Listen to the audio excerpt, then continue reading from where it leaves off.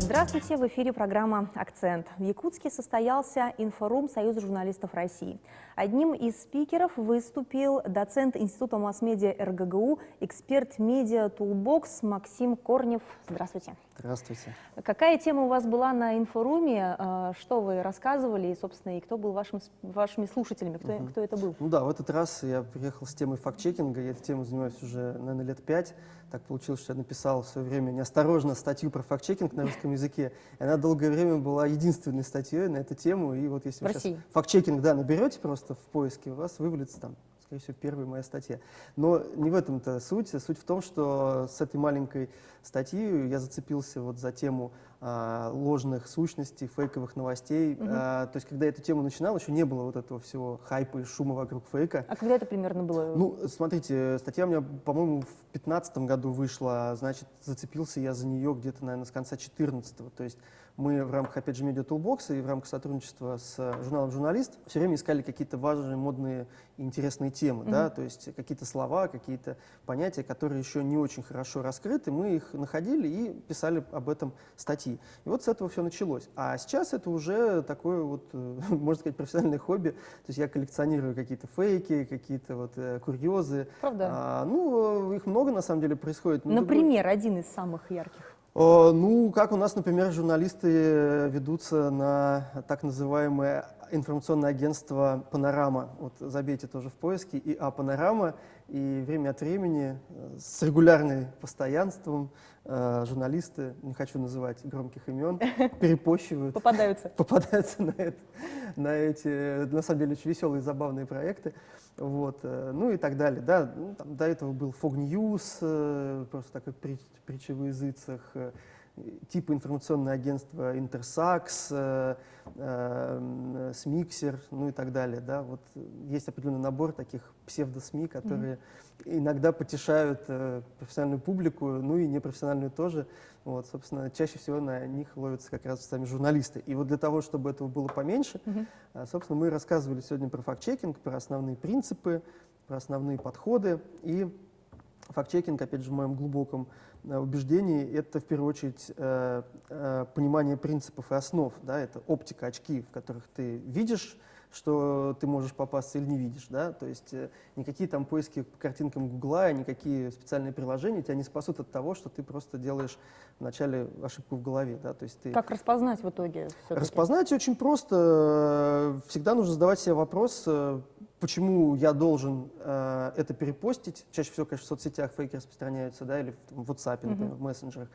Почему вдруг вот эта срочность, как чаще всего фейки давят на сенсационность, на срочность, на эмоции, на эмоциональную сферу, да, рациональные фейки — это уже немножечко другая сфера деятельности, скорее такие уже профессиональные какие-то манипуляторы, которые там выстраивают долгие стратегии, а обычные фейки, на которые мы все ведемся, это, конечно же, перепост, да, максимальный репост, срочно раздают жвачки с наркотиками, срочно иглы со спидом в креслах кинотеатров, лезвия в эскалаторах, там, не знаю, все что угодно. Еще что угодно, да, и вот люди начинают это перепощивать, или вот недавно гуляли фейки, там, Макдональдс празднует сколько-то летие, любому, кто перепостит 10 раз, появится, значит, зеленый кружочек, вам придет купон на $1500, ну и вот все в этом духе, да. Ну, кстати, такие новости же можно использовать и в том числе и крупным компаниям, как хорошие маркетинговые. Ну, опять же, да, здесь всегда зависит от того, насколько люди понимают этот формат. То есть фейки — это же не всегда плохо, да, есть целые жанры. Вот я, опять же, сегодня рассказывал, очень показательные, да, как фейк, как медиастратегия. То есть вот медиастратегия развлекательного ресурса, ну, он развлекательный ресурс ИА «Панорама», да, это вот такая стратегия. То есть делать псевдоновости и ждать, пока на них там попадется кто-то из известных и тем более журналистов. Это всегда забавно, смешно и курьезно. Второе — это снимать псевдодокументальные фильмы, да, мокюментари так называемые. Да. Вот одно время был прекрасный фильм, он сейчас даже на Ютубе доступен, Андрея Лошака, он на НТВ выходил, «Россия. Полное затмение». Он был сделан в стиле специального репортажа, и поскольку Лошак, он всегда позиционировался как репортер, специальный репортер, очень многие приняли это за чистую монету, и там был такой у него смешной пассаж, он сам про это рассказывал, что мы, значит, вшили туда типа такую историю, что, значит, беды, несчастья и вообще бедность, значит, у людей во многом обусловлено тем, что у них на стенах висят ковры, а в коврах зашифровано проклятие, которое не дает выбраться, значит, из бедности и беспросветности. И очень многие люди понесли на помойку ковры, то есть он говорит, мы не ожидали такого эффекта, да, а люди, может, кто на всякий случай, может быть, даже люди понимали, что это все шутки, но у некоторых срабатывает, а вдруг, а на всякий случай. Послушайте, получается, что фейк из явления стал жанром? Да, конечно, это абсолютно жанр, причем, когда мы видим фейк, мы всегда должны задать этот вопрос, кому это выгодно. То есть фейки могут производить разные люди по разным мотивам. Кто-то просто самоутверждается, веселится, да, вот как это Панорама. Кто-то на этом зарабатывает деньги. Заголовок «Якубович умер», шок, она показала все, страна потеряла известного актера, вы кликаете, уходите на какой-то сайт-помойку однодневка, который завешен рекламой всяких средств чудодейственных и ставок на спорт прочих, да, каких-то вот сомнительных там казино, и все, задача выполнена, вы привлечены, вы увидели, а если вы еще и кликнули на этот баннер, то жулику попала копеечка, да, за это. То есть есть мотивация такая финансовая, тупо заработать на этом. Опять же, здесь речь не идет про репутацию, про достоверность. Люди сознательно делают фейки, сознательно утрируют новости для того, чтобы просто зацепить ваше внимание, обмануть вас, да, по сути. Вот, бывают, ну, идеологические, политические какие-то, значит, фейки, информационные войны, у нас постоянно мы это наблюдаем, да, и в международной повестке, там, во внутренней повестке. Опять же, идеологи, они разные бывают, не обязательно политика, идеологи, да, какой-нибудь совершенно сошедший с ума сторонник ЗОЖ, да, здорового образа жизни, может пропагандировать какую-нибудь свою систему похудания, да, которая на самом деле высосана из пальца, и люди потом после нее там чуть не инвалидами становятся. Это тоже большая проблема, да, то есть человек сознательно идет на подлог, да, или он сам искренне верит в то, что у него это все замечательно получается, но по факту он производит недостоверную информацию и хочет вот эту идеологию свою продвигать, опять же, не считаясь ни с какими средствами, да, опять же, людям во вред. Вот. И самое главное в фейках, что некачественная информация, как некачественный продукт, который мы потребляем, ведет к последствиям. То есть, если мы съедим плохую клубничку или там сырок, у нас будет несварение, или мы можем попасть даже в больницу, да, а в ситуации с неправильной информацией мы примем неправильное решение и тоже вполне возможно окажемся где-нибудь в больнице или еще хуже. Да? То есть неправильная информация приведет к неправильным выводам, неправильным решениям и к потерям времени, денег, здоровья и прочего. Поэтому информация — это важно. Это такая же часть вашего питания, как и еда. Поэтому к ней надо относиться так же.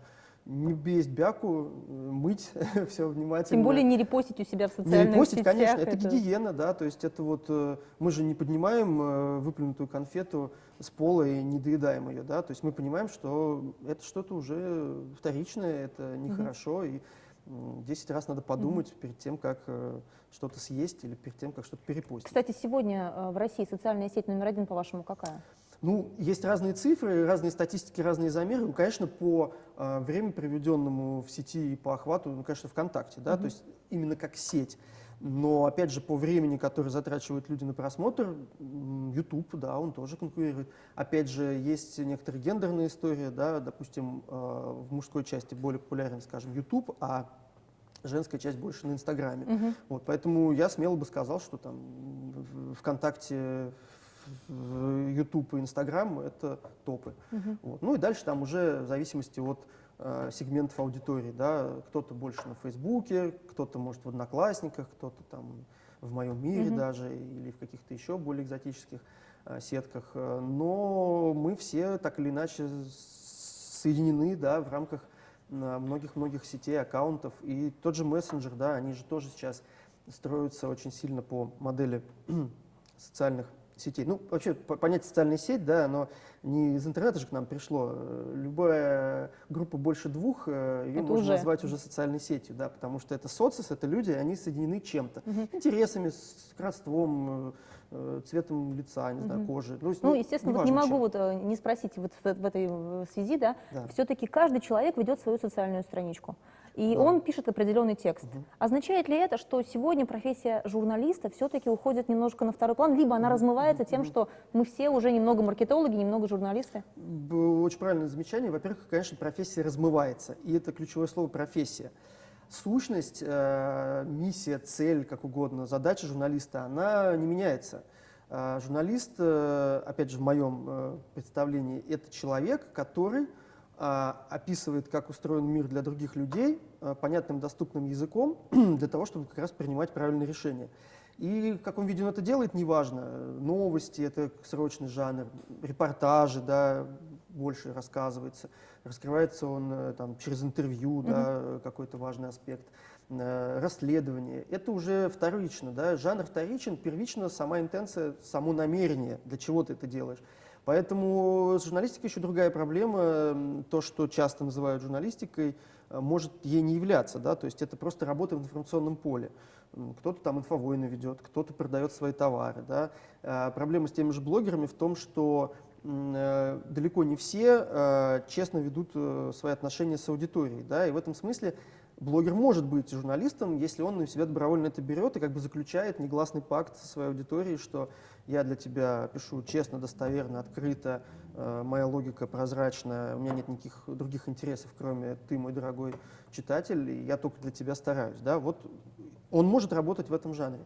Вот. Но, опять же, что он может быть, да, он может в какой-то момент продать, скажем, да, это доверие, и там, не знаю, ему заплатят $1 000 000, и он что-нибудь прорекламирует там ужасное. А вам не кажется, что все-таки мы немножко заигрались в это блогерство, потому что даже дети сегодня спроси, да, любого ребенка, кем ты хочешь быть? Блогером, мне кажется, на первом месте. Ну да, это, мне кажется, тоже есть определенная проблема в том плане, что перекос, да, то есть вместо того, чтобы стать профессионалом в чем-то и потом стать блогером, рассказать об этом, люди подменяют само блогерство вот как цель ставят, да, то есть ставить целью просто производить посты о том, как я поел, как я позагорал, выставить там что-то на показ, да, из того, что есть, показать.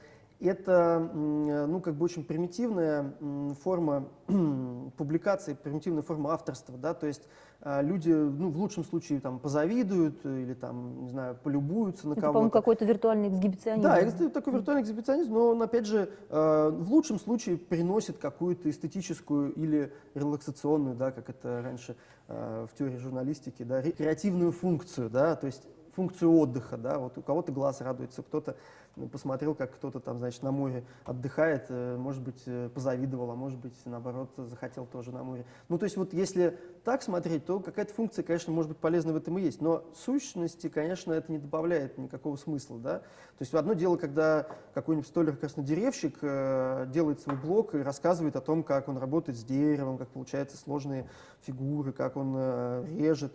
Кто-то, может быть, просто любит эту историю, кто-то, может быть, у него даже потом заказ делает, а кто-то, может быть, тоже станет краснодеревщиком. Мы понимаем, в этом есть ценность.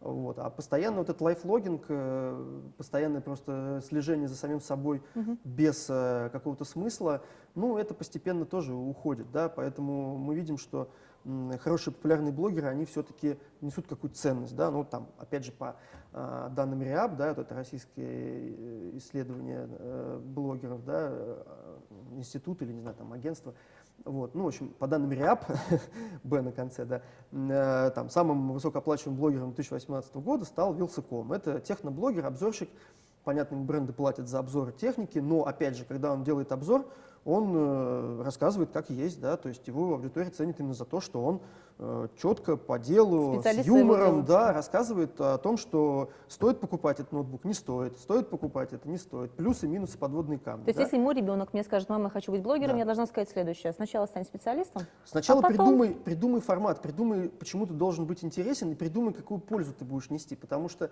если не нести какую-то пользу, то это может просто привести к легкой депрессии, если не к тяжелой. Да? То есть человек понимает, что он уже на крючке, от него ждут постоянно каких-то новых постов, ему уже начнут писать в комментариях: о, ну все, уже не тот, уже не торт, исписался. И человек действительно будет ощущать свою ненужность. А зачем? Найди какие-то темы, найди, в чем ты интересен, может быть. Опять же, есть формат такой, когда человек что-то не умеет, но пробует в прямом эфире. То есть я учусь водить машину и буду каждый день выкладывать, как я там боюсь, жму на тормоз и как на меня ругается там инструктор. Это интересно, да, опять же, будет какая-то польза, возможно, для тех, кто тоже учится водить и не совершать какие-то ошибки. То есть, если придумать как-то правильно формат и подумать, чем он может быть полезен людям, то этот формат, безусловно, будет привлекать внимание, и он действительно будет полезен самому автору. А вы сами пользуетесь какой-нибудь социальной сетью? Вот Да, в том конечно, да, я формате, везде. Я постоянно в Фейсбуке, у меня вот постоянно настроены оповещения Телеграма, например, естественно, в WhatsApp, естественно, ВКонтакте, естественно, даже Одноклассники. То есть у меня, в принципе, все аккаунты активны. Единственное, Инстаграм так чуть-чуть подзабросил, ну, просто потому что я наигрался в этот формат, мне не очень интересно вот это все реплицировать. Да. Facebook для меня это более такая профессиональная сеть, контактов, То есть ваша целевая связей. аудитория, она находится там? Да, да. Более того, вот мы, допустим, свой Media Toolbox, небольшой бложек мы вели на отдельном стендалоне, то есть это был прям блог на WordPress. В какой-то момент мы поняли, что а зачем? Ну, во-первых, большую часть материалов мы также публикуем там, в журнале «Журналисты». Это, опять же, профильная площадка и понятная ценность, да, для людей читать журнал, которые сами работают там, в журналистике, в медиа, в коммуникациях, и интересуются технологиями и современным состоянием. Да. Вот. А, соответственно, все остальное мы просто перепощиваем там в Фейсбуке. Да. То есть у нас там наша группа, она для того и существует, чтобы мы, опять же, и для себя, и для других делали какие-то, как нам кажется, важные вещи, чтобы не потерялись. То есть иногда я даже использую это как личные закладки. То есть я прочитал какую-то статью, о, классно, надо перепостить к себе, потому что она и мне пригодится, и люди тоже Как вы почитают. считаете, социальные сети, какое у них будущее дальше? Как они будут развиваться? Ну, во-первых, как бы я еще раз говорю, да, социальные сети понятие социологическое, и сейчас корректно говорить о социальных медиа, а социальные медиа рождаются на этих социальных платформах, то есть на технологических платформах. Конечно, технологии идут вперед, они еще больше будут развиваться в сторону персонализации, то есть теперь человек всегда в центре, да, то есть каждый стал медиа, каждый стал единицей, которые обращаются все, да, и рекламодатели, и журналисты, и сферы развлечений, и поэтому обращения будут все более и более точечными. Ну, вплоть до того, что уже сейчас, в принципе, да, по геометкам, по определенным настройкам ты можешь зайти в магазин, и магазин тебя сразу узнает. «Привет, Максим, через 20 секунд для тебя будет доступна скидка 20%, она будет действовать 5 минут. Покупай сейчас или там, не покупай никогда». Да? То есть вот принцип такой, да, то есть, во-первых, опять же, срастание онлайна и офлайна, все, что здесь в моем смартфоне, оно уже и в округе, да. Сейчас, опять же, та же самая дополненная реальность, виртуальная реальность, то есть уже реальности друг на друга накладываются, да, то есть я иду по улице, увидел какой-то QR-код или значок, я его сосканировал, перешел на сайт, Тут или же у меня всё увидел. включилась дополненная реальность, какой-нибудь там 3D-карта, или мне ролик показали, опять же, мне показали, потому что система уже видит, что я — это я, и там может быть 20 вариантов роликов для каждого человека, а может быть 200, да, а может быть это вообще будет интеллектуальный чат-бот или виртуальный какой-нибудь на лету собирающийся конструктор, который тебе конкретно сделает какое-то предложение. То есть все будет идти к персонализации, да, все человек будет в центре. И все технологии будут вокруг него вот, создавать вот это вот облако. В этом и есть как раз тоже минус, потому что мы зависимы все более и более от технологий, и как раз вот эта недостоверная ложная информация, она все легче к нам проникает, потому что мы вот в этих коконах своих, вот этих фильтр-баблах, да, фильтр-пузырях иногда пребываем и немножечко теряем связь даже с, ну, нельзя сказать, что с реальностью, она реальность как была, так и остается, она никуда не делась. Просто мы замыкаемся на том круге общения, тех интересах, которые у нас есть. А система будут нам подсовывать Давайте это снова и все, снова, да, снова. стимулировать этот интерес. То есть система, она, ну, как бы, технология, она же не может за тебя придумать, что тебе интересно. Она может только стимулировать то, что ты уже показал к этому интерес, то, что Хорошо, ты а лайкаешь, если я то, что хочу выйти читаешь. за пределы своего вот этого А вот кокона? это и нужно делать. Так вот это сейчас и есть, по сути, главная, одна из главных задач журналиста. Журналист все время находит новое, открывает глаза на то, что скрыто, да, на то, что не видно, на то, что непонятно, находит новые ракурсы в привычных темах, находит новые измерения в людях, новые измерения в событиях. То есть это прямая задача журналиста. И поэтому блогеры, конечно, конкурируют с журналистами и за внимание, и за объяснение внешнего мира, и за раскрытие тем. То есть тот же Вилса.ком, да, зарабатывает там свои миллионы рублей благодаря тому, что он делает эти обзоры. В свое время он, если бы не было Ютуба, наверное, писал бы для какой-нибудь газеты или там для какого-нибудь телеканала, делал бы те же самые видеообзоры, и ему платили бы зарплату, а не эти гонорары там шестизначные, которые ему платит рекламодатель напрямую. Поэтому, конечно, все конкурируют со всеми. Сериал конкурирует с сообщением от мамы, газета конкурирует с компьютерной игрой, там, телевизор конкурирует с одноклассниками. То есть это нормально, ничего Как страшного. может измениться рынок, да, этот, если все-таки будут приняты законы о том, что наш интернет будет закрытым? Ну, закрытие интернета вообще сам по себе такой спорный вопрос. Там, во-первых, надо разделить две вещи. Я бы тоже не был алармистом. Я поддерживаю трезвые суждения, которые высказываются, когда говорят, что ты должен создать независимую, автономную критическую инфраструктуру. То есть, условно говоря, если начнется там какая-нибудь заваруха в мире, да, чтобы одним рубильником тебе не перекрыли просто доступ там, к своим же, не знаю, ядерным объектам, электростанциям и к своему же населению, да, то есть информировать ты не сможешь. Поэтому задача создать свою инфраструктуру, она, безусловно, правильная и нужная. Другой вопрос, что если под созданием инфраструктуры подразумевается изоляция, жесткая цензура, жесткое форматирование всех коммуникаций, это, конечно, грустно, плохо, недопустимо и вообще ад и погибель. Но то, что касается создания параллельной инфраструктуры, это благая идея. И поэтому, ну, как бы перекрыть полностью интернет, это довольно сложно. Есть, конечно, это понятие, да, что есть операторы, есть некий трансграничный трафик, который можно локализовать, но интернет — это же сеть, это очень пластичная вещь. Тогда нужно позапрещать ввоз, например, всех сим-карт зарубежных, да, то есть тебя должны тогда отнимать просто все, потому что если у меня даже есть сим-карта другого оператора, я теоретически могу выйти в интернет через нее. Сейчас в космос запускаются спутники, причем есть OneWeb межгосударственный проект, мы не понял, то в нем участвуем, то в нем не участвуем. Вроде участвуем. Есть Илон Маск, который запускает там свои спутники, есть Google, который запускает тоже свои спутники или думает запускать, и у них был вообще проект, они хотели дирижабли запускать, Facebook думал запускать не то спутники, не то дирижабли. То есть все рано или поздно сделают интернет таким, может быть, даже бесплатным достоянием, потому что все заинтересованы в том, чтобы эта сеть развивалась. И поэтому как закрыться, ну я не знаю, но везде глушилки ставить, каждому поставить по надзирателю тоже вряд ли получится, да и не надо. Как раз для этого и нужны правила, этика, стандарты, опять же, профессиональные, государственные, да, даже законы те же самые должны как раз регулировать, но не запрещать. Поэтому закрыть интернет, ну, я не знаю, как это сделать, да и не надо на самом деле. И зачем? Не проще ли, что называется, в консерватории что-то подправить, да, сделать нормально работающие законы, принять отраслевые стандарты, создать хорошую, качественную инфраструктуру, да, независимую, пусть даже, но при этом все-таки создавать возможности, да, а не ограничения. Поэтому регулировать, конечно, надо, но главное не уйти, когда это уже будет, ну, как бы... Без фанатизма. Да, убийство самой идеи, да, то есть сама идея сети, она как раз строится на этих горизонтальных коммуникациях и саморегуляции. То есть система сама себя, в принципе, неплохо регулирует, да, и страшные суициды, педофилы и так далее, их в том числе само сообщество деанонимизирует, находит, ловит, сдает тем же правоохранительным органам, иногда даже активисты более активные и заставляют даже работать те же самые там структуры, да, которые должны ловить этих самых нарушителей. Вот, поэтому все так же, как в обычной жизни, сеть — это просто продолжение наших жизненных практик, все то же самое, все те же самые люди внутри, и у них те же самые боли, радости, и то же самое общение, просто оно становится более глобальным. Хорошо, спасибо большое. Спасибо. Это была программа «Акцент». До встречи.